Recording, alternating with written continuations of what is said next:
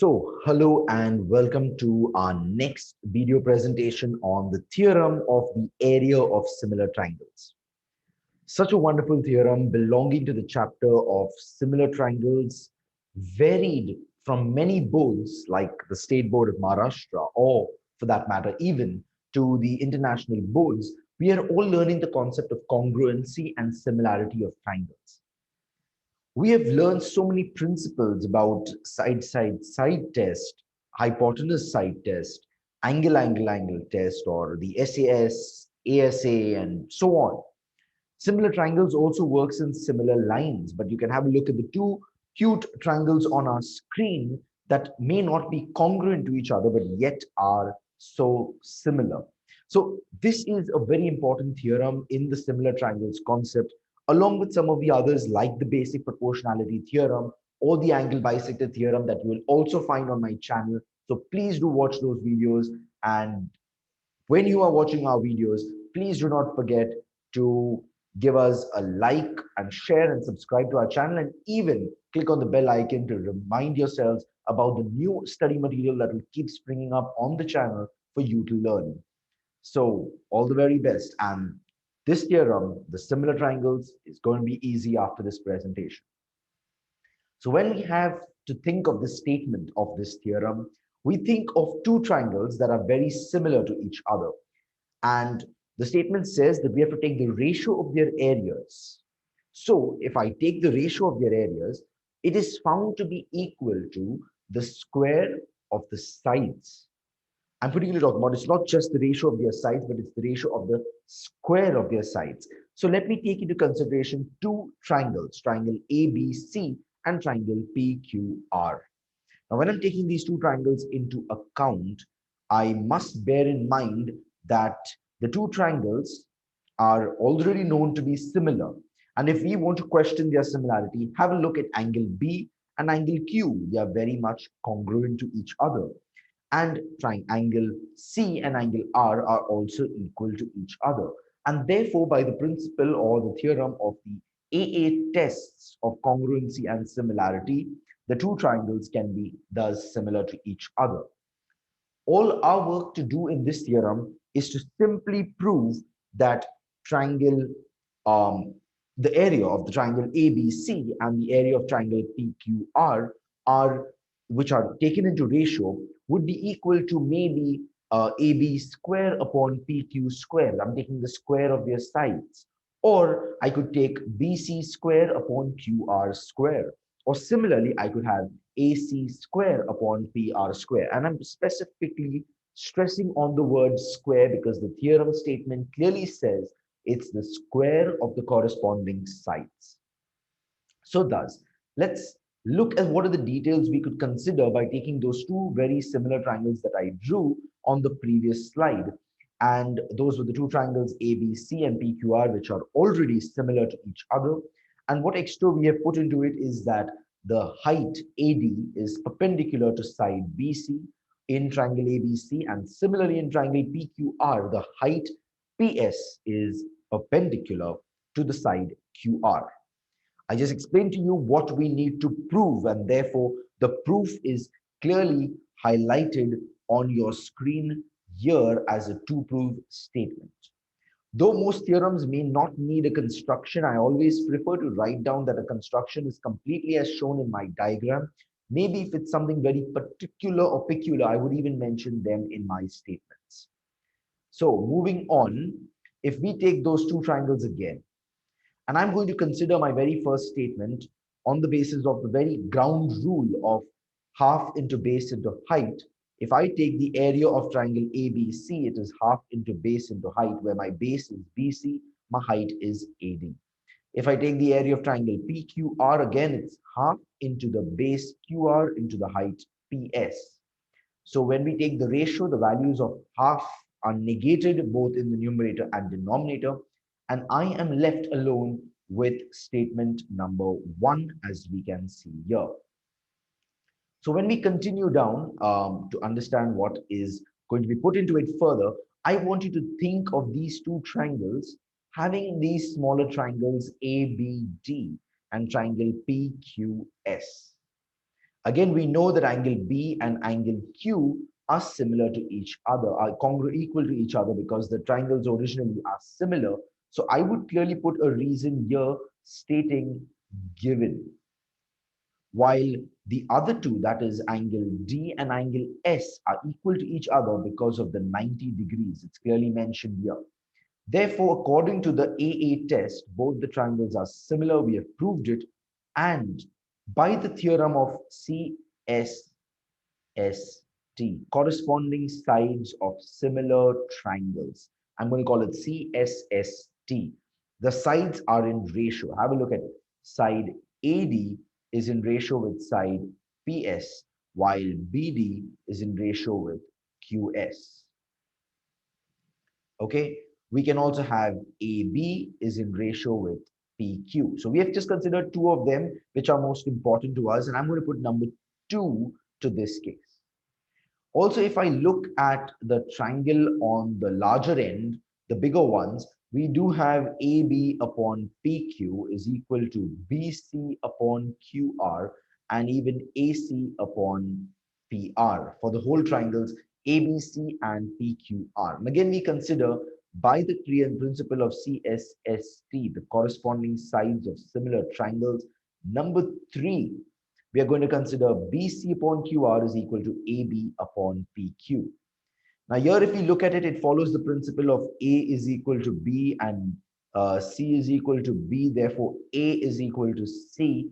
To remember this, I always tell my students and the people I interact with a wonderful story. When this principle was being taught in school to a group of students, a school teacher asked the class to give an explanation or an alternative example. So one student, brilliantly smart in the class, gets up and says, teacher, I love you, you love your daughter, and therefore I love your daughter. So it's very clearly a simple case like this itself to be highlighted for us as well, that we can clearly see that if I love you and you love your daughter, therefore I'm going to love your daughter is there as AD upon PS is equal to um, AB upon PQ. And in the second statement, AB upon PQ is equal to um, BC upon QR. And therefore, if we see, we have a clear-cut statement here of the very basic principle in the lines of this theorem, clearly stating that if I consider this principle further on, we can write it down like this. I will just clear this space off from here to actually put it down for you. We're going to put this down like this, that since AB upon PQ is common in both of them, I can write that AD upon PS is equal to BC upon QR. And if I call this number 4, I could clearly state here from 1 and 4. If you see from number 1, we have taken the initial statement. I have replaced AD upon PS with BC upon QR that comes from number 4. And therefore, we get the square of the values. And in that way, we can similarly go on to prove that, I'll just erase this so you can see the statement clearly, the other two sides being congruent to each other. So yes, this is all that we have in the theorem. And if I wish to apply this theorem in practice, I'm going to take an example of a sum where they have said that the ratio of the corresponding sides of two similar triangles is 3:5. You have to find the ratio of their areas. So let's take a considerational sum again, area of triangle ABC upon area of triangle PQR. By the theorem, we know that AB square upon PQ square is equal to BC square upon QR square, which is equal to AC square upon PR square. So yes, we've got this statement from the theorem of similar triangles. They have said that the ratio of two sides of irrespective triangles is 3:5. So we have to find the area of the triangle. So 3 is to 5 squared. That becomes 9 is to 25. And as simple as it, the ratio of their areas, the area of a triangle ABC upon the area of triangle PQR would be found to be 9 is to 5. That's how simple this sum is. So I'll take another case example, but slightly different from what we have already done.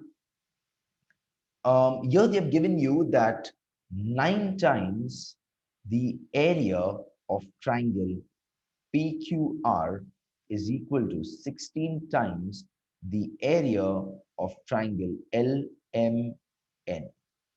When you have this, you have to try to figure out a way to get numbers one side, alphabets one side, as I would put it in the simple words. So what I would do is area of triangle PQR upon the area of triangle LMN is equal to 16 upon 9.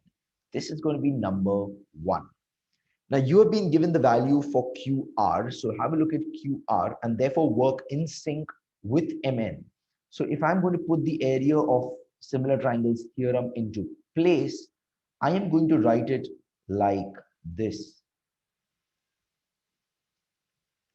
So we're going to put the QR square upon MN square.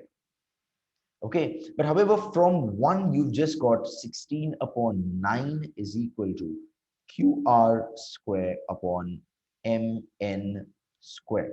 If I take the square root, I am going to get for sure, I'm going to get this for sure as very clearly 4 upon 3, which is the square root of the two values, as QR upon MN. Now you have been given the value of QR, which is, so you write 4 upon 3 is equal to 20 upon MN, and you need to find MN. So MN is equal to 20 into 4, sorry, 20 into 3 upon 4. 4 ones are 4 fives are, and that gives me the value 15. So we hence found that this value of Mn was equal to 15 units.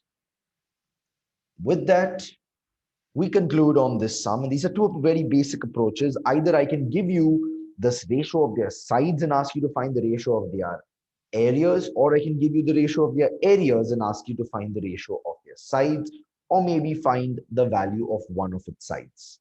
So that's all from my end for this particular theorem, and just clear the board for you.